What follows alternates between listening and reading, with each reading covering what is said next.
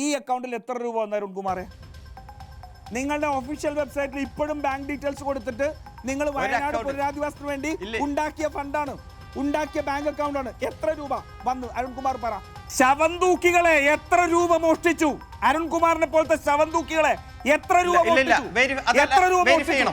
ശവന്തൂക്കികളെ verify ചെയ്യണം.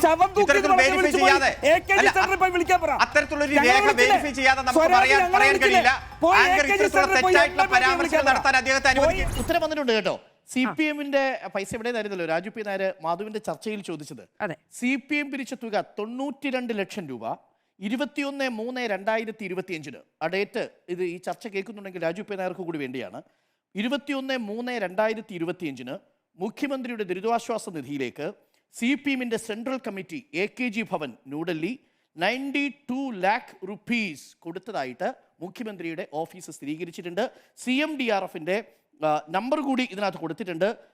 B number C332336 എന്ന നമ്പറിൽ മുഖ്യമന്ത്രിയുടെ ദുരിതാശ്വാസ നിധിയിലേക്ക് 21/3/2025 92 ലക്ഷം രൂപ CPM-ന്റെ സെൻട്രൽ കമ്മിറ്റി നേരത്തെ മാധു പറഞ്ഞ അക്കൗണ്ടിലൂടെ പിരിച്ച പണം അടച്ചിട്ടുണ്ട്.